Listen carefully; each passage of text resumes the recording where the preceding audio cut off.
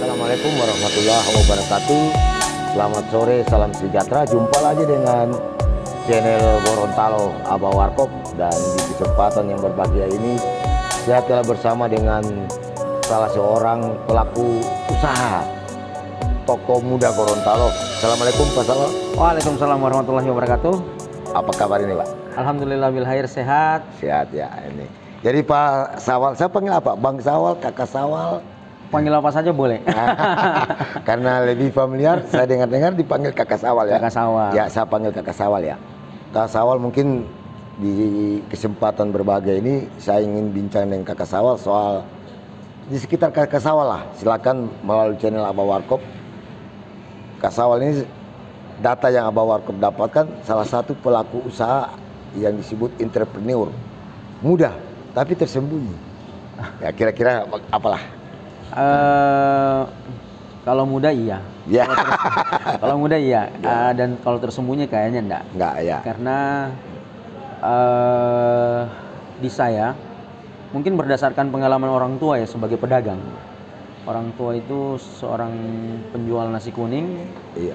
25 tahun beliau orang tua saya menjual nasi kuning demi menghidupi anak sebanyak 7 orang. Alhamdulillah dengan begitu jerih payahnya sehingga semua sekarang alhamdulillah bisa merasakan kerja. Kakak Sawal anak yang keberapa?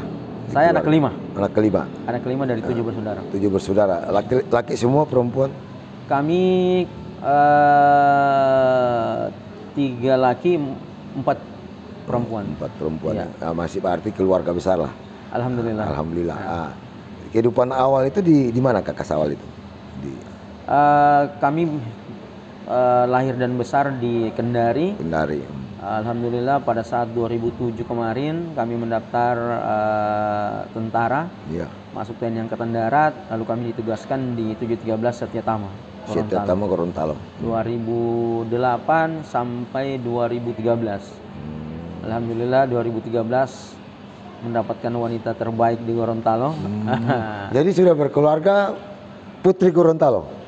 Iya, ya, kami istri kami itu Gorontalo. Gorontalo ya. Yolanda Mestari. Beliau orang tuanya kalau dari sisi papanya ya. Iya. Dari sisi papanya itu Mestari. Mestari ya. Omanya Nur Kamiden. Nur Kamiden. Ya. Kalau dari ibunya ya. Daniel ya. Terus Katili. Katili. Dulu istri sekolah di Hubulo. Pesantren Hubulo. Luar biasa. Informasinya sih ibu juga mungkin masih ada keluarga lah, masih ada dengan pam-pam Gobel. Ya. Pasti kalau Hubulo pasti ada hubungan kekerabatan dengan Gobel lah. Iya. Ya. Kalau dilihat dari cerita awal ini berarti kekerabatan Kakak Sawal untuk Gorontalo ya sudah sangat kental, ya kan? Nah, sekarang kalau saya coba ingin mengorek basic entrepreneurnya Kakak Sawal ya, sebagai pelaku. Alhamdulillah di 2014 itu kami dipindah tugaskan di Korem Kendari. Alhamdulillah di situ saya diberi kesempatan oleh komandan untuk mengapresiasikan kemampuan belajar. Alhamdulillah hingga akhirnya kami tahu yang namanya dunia pertambangan itu kami kenal dan tahu. Singkat cerita dulu kami itu belajar. Jadi kita dalam proses sebenarnya bukan pengamanan juga, tidak, pendampingan. Ya. Pendampingan kepada pengusaha-pengusaha untuk bisa berkolaborasi dengan kantor kami.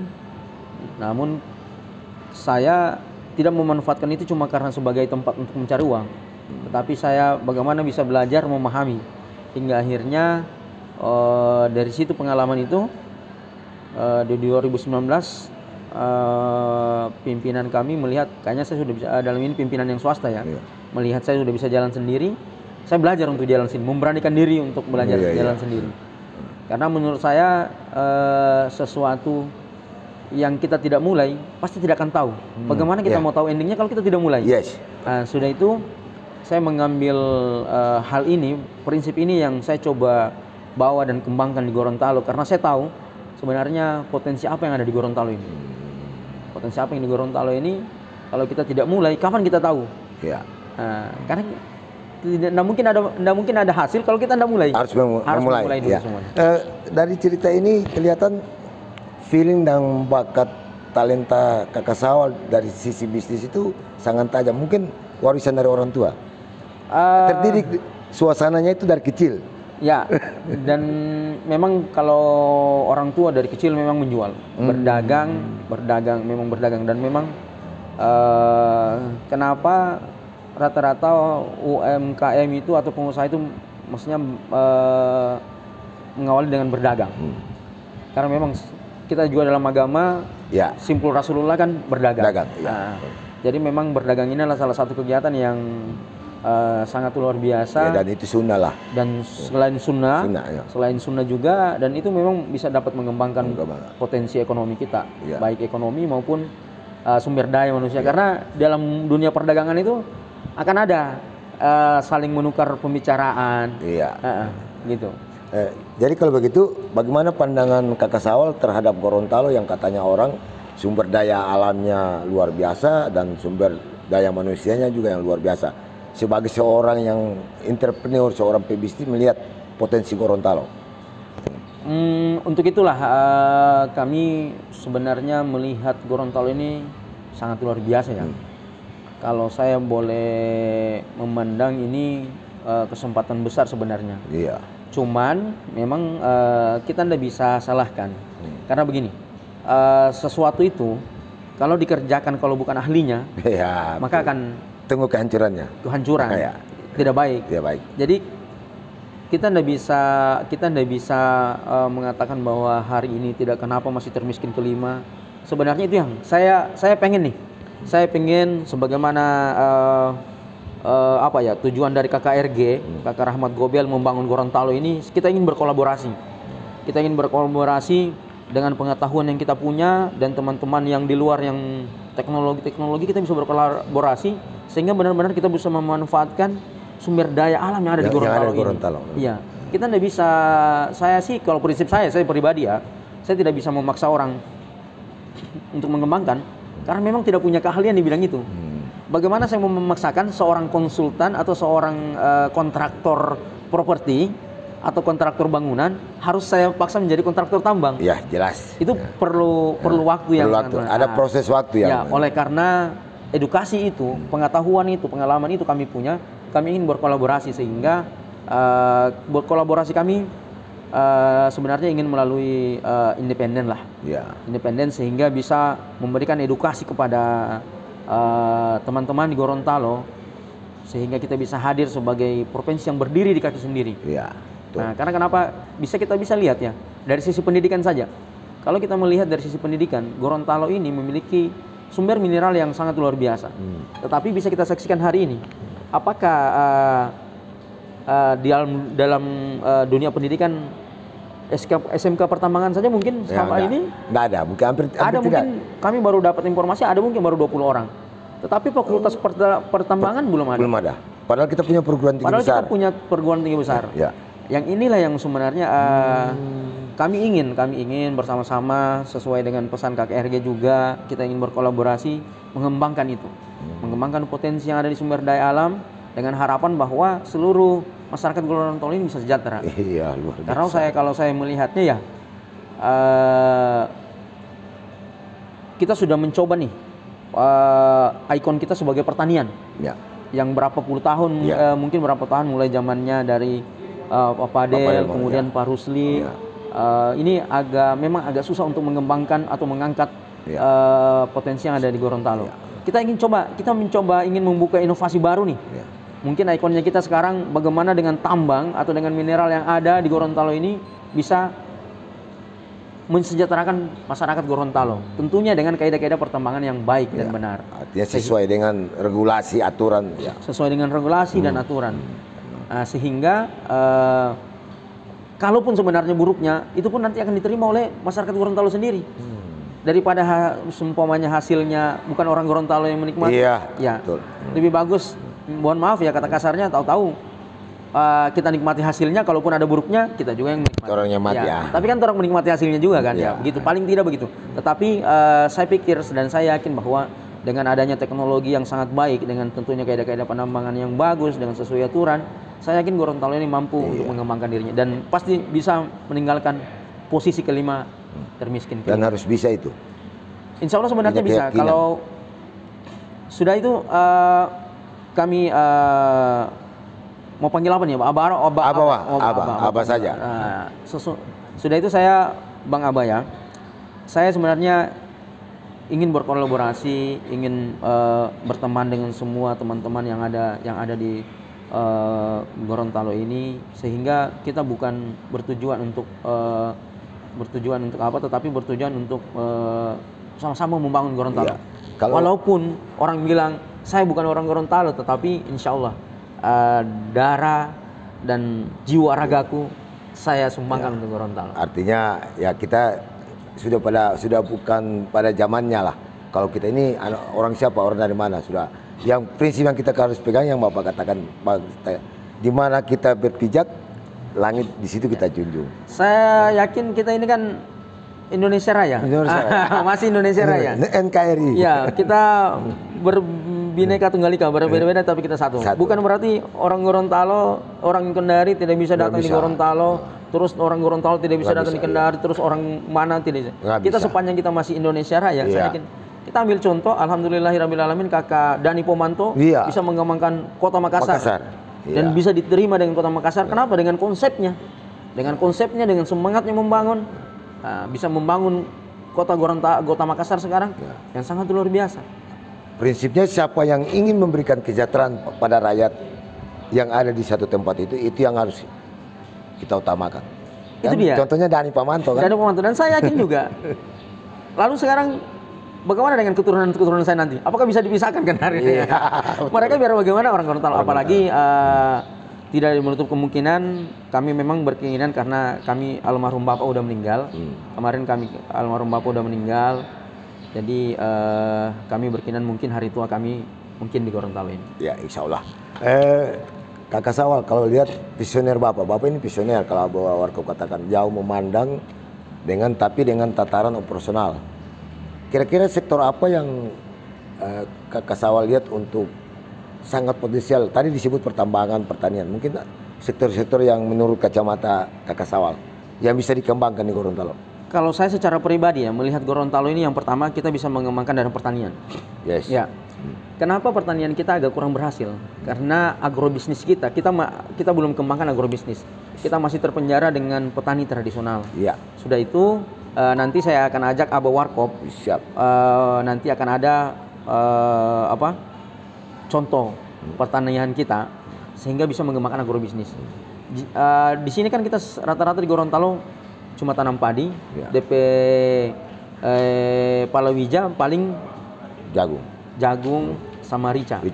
Kenapa kita tidak kembangkan buah semangka yang hari ini sebenarnya di banyak-banyak Alfamart, banyak-banyak mall-mall itu diisi dari luar. Kenapa bukan ditanam di Gorontalo? Ini kebetulan Abah Warkop banyak data soal itu. Ini luar biasa, sangat kritis Pak. Dan tajam sayur-sayur, kenapa bukan kita yang ciptakan luar biasa, iya. Buah-buah, apakah beda tanahnya dengan tidak? Semua datang dari luar. Semua datang dari luar. Padahal Gorontalo ini merupakan tanah yang sangat subur. Tergantung bagaimana kita menyikapi ini. Nah, sudah itu nanti Abah Warkop saya ajak nih sama teman saya namanya Kang Dadang. Saya bawa sengaja saya dulu basic ilmunya dia dari Jepang. Sehingga bagaimana kita bisa mengembangkan. Jadi Gorontalo ini jangan terkenal cuma karena padi, jagung, tetapi potensi buah-buah potensi tanaman tumbuhan yang lain itu bisa kita kembangkan. Yang marketnya ada di Gorontalo, pasarnya marketnya ada di Gorontalo. Iya. Kenapa tidak? Terus di pertanian kan sebenarnya kita evaluasi dulu. Rata-rata kenapa pertanian kita tidak berhasil? Tidak ada konsolidasi dan evaluasi. Iya. Begitu kalau kita membentuk satu sistem, begitu sebenarnya gagal, kita harus konsolidasi evaluasi. Apa sebenarnya penyebab kegagalan itu? Misal contoh kecil yang saya ambil pengalaman saya kemarin yang saya beberapa petani yang kita wawancara ya. Salah satunya adalah kenapa mereka banyak penggerek batang. Ya. Oke. Itu kita harus tahu kenapa. Ternyata berdasarkan pengalaman orang tua dan berdasarkan data yang kami dapatkan, itu mereka tanamnya di bulan terang. Sementara di bulan terang itu, menurut orang tua zaman dulu, orang tidak boleh bertanam. Karena kenapa? Akan banyak hama. Pengalaman orang tua yang sudah lama tidak boleh orang tinggalkan. Dorong langgar abaikan. itu. Diabaikan. Dorong abaikan sehingga gagal panen. Yang kedua, pada umumnya itu petani-petani kita ketika menanam padi, dia cuma rawat di 1-2 bulan pertama. Ya. Nah, 1-2 bulan pertama. Untuk 3 bulannya dia tidak rawat. Padahal di 3 bulan itulah bulir harus berisi, nutrisi harus dimasukkan, sehingga jumlah panen pada saat itu meningkat. Nah, ini boleh maaf ini Abah ya, maksudnya saya bukan petani, saya bukan penyuluh pertanian, tetapi ini berdasarkan diskusi kami dengan petani dengan Kang Dadang. Nah, itu yang pertama, pertanian. Selanjutnya perikanan. Sektor perikanan. Selanjutnya sektor perikanan. Ini yang saya lihat ya, ada beberapa cold storage yang hari ini tidak dikembangkan. Mangkrak banyak ya. Mangkrak banyak. Padahal saya mencoba satu. Mungkin nanti Abah Warkop bisa, saya jangan bicara lah, nanti Abah Warkop pergi nanti akan saya lihat. Telusuri, visitor ke sana ya. Visitor ke sana. Apakah benar cold storage itu benar? Jadi begini, saya kan dulu juga tinggal di tempat perikanan PPS Kendari namanya. Pada saat musim ikan, saat musim ikan rame, itu banyak ikan yang terbuang. Padahal sebenarnya disinilah fungsi cold storage itu. Di saat ikan banyak, kita tampung karena murah. Jangan dibuang, karena dalam agama kan tidak boleh juga. Bagaimana tidak mau buang? Tidak ada yang beli. Maka si nelayan keluar menggunakan dana operasional, tidak ada yang beli. Disitulah terjadi kerugiannya. Padahal sebenarnya ikan ini bisa kita tampung melalui cold storage. Itu dia. Melalui cold storage ini sehingga kita bisa hidup kembali. Sehingga jadi pada saat musim ikan tidak ada atau terang bulan, bisa kita jual. Jual lagi ya. Manfaatnya apa? Yang pertama kita tidak mubazir, yang kedua membantu pedagang-pedagang kecil ikan. Karena kenapa? Tidak akan ada kesenjangan ikan atau harga ikan yang begitu naik. Karena kenapa? Kita punya stok banyak. Selalu tersedia. Oke, itu dalam proses perikanan. Selanjutnya pasti mungkin kita minta dari teman-teman parlemen yang sudah alek-alek sekarang, meminta mungkin koordinasi sama KKP Perikanan dan Kelautan itu membantu dalam sistem regulasi, karena menurut informasi banyak regulasi yang yang harusnya beda dengan daerah lain. Karena informasi Laut Gorontalo itu beda dengan laut orang lain. Ya. Itu dari sisi perikanannya, apalagi pertambangannya. Nah ini sektor pertambangan. Ya, sektor pertambangannya sebenarnya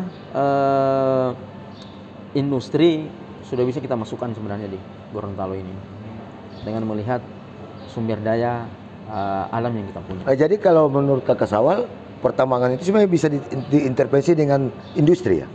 Jangan kita terlalu tradisional terus-terus. Sekarang kan yang dilakukan, kita mengambil pengalaman atau tidak, kita melihat kinerja Jokowi saja ya. Bapak Jokowi ya. Bapak Jokowi itu sekarang bagaimana dia melarang mengekspor nikel. Iya. Ore nikel dia larang. Bagaimana ore nikel itu kita bisa bisa proses di Indonesia sehingga yang bahan mentah minimal, bahan baku. Sehingga bisa kita kirim ke luar negeri itu bukan ore nikel lagi. Minimal bahan baku, otomatis kan dari harganya, proses ini harga lebih tinggi. Sudah lebih tinggi. Harga lebih tinggi. Itulah sebenarnya yang kita coba. Saya mencoba berpikir bahwa mungkin dengan ini Gorontalo bisa naik, bisa berkembang, tumbuh, dan bisa berdiri di kakinya sendiri, dan tidak lagi mungkin ya, kalau saya pikir nih, dengan adanya inovasi-inovasi baru yang bisa kita kembangkan, saya yakin dan percaya, saya punya keyakinan yang sangat besar bahwasanya Gorontalo ini bisa meninggalkan posisi termiskin kelimanya. Ya. Kata terakhir Kakak Sawal ini yang luar biasa.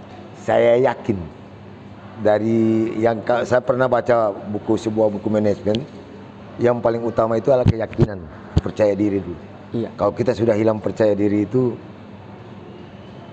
tidak bisa berbuat apa-apa, dan ini yang mungkin harus kita dorong. Ya. Kalau saya sih melihatnya ya, Kakak Abah ya. Saya hidup startnya dari susah sih. Saya startnya dari susah. Ada beberapa orang-orang yang kita bisa lihat, misal dulu mantan-mentan, kakak siapa ini? Mantan Menteri Pertanian. Yang Makassar ini. Iya. Limpo. Bukan. Ya. Lupa saya lah. Saya lupa juga. Beliau juga itu anak kampung. Iya. Tapi bisa mengembangkan, dia bisa berkembang. Karena kenapa? Saya yakin dan percaya dengan penuh keyakinan. Dengan penuh keyakinan. Kalaupun ada susahnya dan gagal, kita coba lagi. Bagaimana kita mau tahu hasilnya kalau kita tidak coba? Makanya kenapa saya yakin kita dahului dulu dengan keyakinan. Kelihatan bukan pengaruh istri ini, karena pendekatan Kakak Sawal ini lebih banyak konsep-konsep keagamaan yang memang itu keyakinan itu konsep keagamaan. Ya memang ya Kak Abah ya, kalau hidup itu yang pertama kita perlu kembangkan dulu agama dulu. Ya. Agama dulu. Karena tidak ada yang pasti dalam dunia ini selain mati. Ya. Orang akan kembali semua, apapun orang usaha akan kembali ke sana. Miskin, senang, kaya, susah itu ujungnya adalah Mati. kubur. Ya tinggal mengisi saja kita. Jadi bagaimana sebenarnya mengembangkan agama yang kita punya, agama apa saja, mengembangkan keyakinan kita, itu sehingga kita bisa menjadikan itu sebagai ini basic kita, sebagai kekuatan kita, sebagai supervisi kita untuk melakukan sesuatu. Luar biasa. Iya, untuk melakukan sesuatu. Orang tidak yakin bagaimana mau jadi. Iya. Belum tidak yakin, tentunya ya dengan perhitungan-perhitungan dan pertimbangan-pertimbangan yang tepat. Tapi jangan terlalu banyak bertimbang juga, jangan. Intinya yakin dulu Kakak. Artinya begini, biasa kan pebisnis itu tidak banyak hitung-hitungnya. Pasti selalu gas, tapi kalau saya lihat dari wawancara kita ini, Kakak Sawal itu luar biasa. Filosofi, filsafat pendekatan bisnis itu ternyata ada sama Kakak Sawal. Ini ilmunya dapat dari mana nih Bang? Kalau kami jujur ya, kalau kami itu dalam segala sesuatu kami tidak selalu berpikir masalah hasil. Karena kalau kami yakini bahwasanya hasil itu haknya Allah. Hak prerogatif Tuhan, Allah. Tidak bisa diintervensi oleh manusia. Yang paling penting itu adalah kita memulai dan berusaha secara betul-betul, secara benar-benar, secara tawadu tentunya dengan modal agama dan jauh dari kata maksiat. Karena sepintar apapun kita mengatur strategi, mengatur segala sesuatu, merapikan sesuatu, merapikan sistem dan data dan lain-lain, tetapi kalau Allah belum kehendaki itu, maka tidak akan terjadi. Ya kalau boleh maaf ini apa? Innama amruhu isa arada say'an yaqula lahu kun fayakun. Kun fayakun. Sesungguhnya Allah itu ketika jadi maka jadilah. Maka itulah yang saya terapkan dalam hidup saya Kakak. Itulah yang saya terapkan dalam hidup saya. Hari ini kalau banyak orang yang belum tahu saya bahwa saya ini orang sebenarnya berawal dari orang susah, semua karena rahmat Allah. Semua karena rahmat Allah. Saya tidak pernah mau memandang sesuatu itu Allah itu maha miskin, Allah itu maha kaya. Kalau dia sudah katakan jadilah. Begitu pula keyakinan saya bawa di Gorontalo ini, mudah-mudahan dengan keyakinan dan doa semua, apalagi boleh maaf kita kenal ini Gorontalo ini Serambi Medina. Iya. Ikon Serambi Medinanya itu yang perlu kita kembalikan marwahnya. Kita perlu kembalikan marwahnya Serambi Medina dulu ini sehingga Gorontalo ini menjadi kota yang bertakwa, provinsi yang beriman dan bertakwa, sehingga sebagaimana janjinya Allah Subhanahu wa taala, apabila dalam suatu tempat itu orang yang beriman dan bertakwa, insya Allah akan diberikan rahmat Allah. Akan diangkat. Iya, saya yakin dan percaya sebenarnya sumber daya alam yang tersimpan di Bone Bolango, Pohuwato, Kabupaten Gorontalo adalah sebenarnya rahmat Allah yang kita disediakan oleh Allah untuk kita sama-sama kelola untuk dalam eksplorasinya. Makanya Gorontalo ini berdasarkan kita punya orang-orang tua dulu, Gorontalo ini Serambi Medina. Seharusnya itu kembalikan marwahnya Serambi Medina. Harus kembalikan marwahnya. Luar biasa. Serambi Medina. Kakak Sawal ini mungkin di ujung-ujung pembicaraan saya Abah Warkop, luar biasa ini. Seorang pebisnis tapi kandungan pengetahuan di bidang keagamaannya lumayan mumpuni, karena memang di Islam itu ada namanya konsep bisnis berdasarkan keislaman. dan itu telah dicontohi oleh Rasulullah dan ternyata berhasil, iya kan? Nah, sekarang pertanyaan yang Kakak Sawal bilang, kita ini Serambi Madinah luar biasa. Bagaimana potensi ini untuk kita dorong supaya kita kuat iman, kuat akidah, kuat ekonomi. Siap. Kira-kira itu ya Kakak Sawal ya? Ya. Ya. Kakak Abah, saya makanya kenapa kalau di profil saya itu Utsman bin Affan. Masya Allah. Utsman bin Affan. Kalau kita mau kembali kepada para sahabat, sahabat-sahabat ini orang kaya. Ya. Sudah kaya, tawaddu, berakhlak, Ya. pemimpin dan agamais. Ya. Itu sebenarnya yang kita contoh. Dan saya yakin dan percaya sebenarnya Gorontalo ini sangat banyak dan sangat luar biasa. Boleh jadi kita bisa hitung. Senior kita Bapak Fadil Muhammad, seorang yang agamais, yang sangat luar biasa. Rahmat Gobel. Kakak Rahmat Gobel, seorang yang sangat luar biasa. Orang tuanya itu yang ciptakan Hubulo. Boleh maaf, bukan hub itu hati yang paling dalam. Ya. Beliau tidak mungkin memberikan beliau itu tidak mungkin memberikan arti nama itu sembarang saja itu Hubulo. Ya. Ya. Hub, dia tahu bahwa dalam agama itu apa yang perlu kita lakukan adalah agama dulu, keyakinan kita dulu dalam hati. Nah, sehingga kenapa mereka berhasil? Karena mereka selalu yakin dan keyakinan itu selalu dibarengi dengan agama. Sehingga mereka bisa berhasil. Luar biasa. Iya. Utsman bin Affan, para sahabat-sahabat lain. Berarti idolanya Kakak Sawal Utsman bin Affan. Ya, itu idola saya dan bismillah, semoga Allah ketika izinkan saya pun mudah-mudahan bisa ya minimal Iya. mencontohi Utsman bin Affan itu Iya. seorang yang sangat luar biasa, kaya raya, Dermawan, kaya dermawan, raya. tetapi pahlawan, Pahlawan ya. petarung dan tidak pernah takut sama Iya. siapapun selain sama Allah Subhanahu wa Sama taala Allah. dan Rasulnya. Konsep ekonomi selalu berdasarkan agama. Berdasarkan agama. Iya. Dan berdasarkan agama, dan memang ketika kita melihat struktur sosial kita, memang Gorontalo ini sangat luar biasa agamanya. Sangat luar biasa. Artinya kita punya modal Gorontalo. Secara filosofi, filsafat, budaya kita punya modal. Ya, itulah tadi yang saya bilang, kita Kakak Abah ya, kita melihat para senior-senior kita ya, para pejuang-pejuang kita, para Nani Wartabone. Iya. Beliau orang yang agamais. Iya, orang agamais. Ya, sudahlah, kita mengambil dari generasi Kakak Rahmat Gobel saja ya, Bapak Gobelnya. Beliau sangat orang agamais. Iya. Buktinya dia mendirikan yayasan Iya. Hubulo itu. Artinya bahwa memang dia benar-benar, walaupun dia seorang pedagang, pengusaha yang sangat luar biasa, tetapi dia kembangkan dulu itu agamanya. Bagaimana bisa dia memberikan sesuatu yang sangat besar. Yayasan ini bisa modalkan agama. Karena siapapun dia, ketika dia tidak beragama, maka suatu saat pasti akan hancur. Ini luar biasa. Sekali lagi Kakak Sawal, siapapun dia, Kalau tidak dibarengi dengan agama maka akan hancur. Kita ambil simpel ya. Iya. Hari ini Anda dicoba dengan banyak uang. Iya. Tetapi kalau itu tidak dibarengi dengan Allah, dibarengi dengan agama, tidak dibarengi dengan iman, maka kekayaan kita akan kita bawa dengan sesuatu hal yang tidak bagus. Iya. Akan kita bawa dengan sesuatu hal yang tidak berguna. Ya. Kalau bisa kita sumbangkan ke agama atau ke negara atau ke provinsi, kenapa tidak? Daripada kita bawa ke sesuatu yang tidak bagus. Makanya saya bilang tadi contoh kecil. Contoh kecil almarhum orang tua Pak Rahmat Gobel kan. Iya. Kita bisa mengambil itu kan. Simpelnya bahaya, dia adalah seorang pengusaha, walaupun dia sangat dikenal, tapi dia bisa mendirikan yayasan. Buat apa?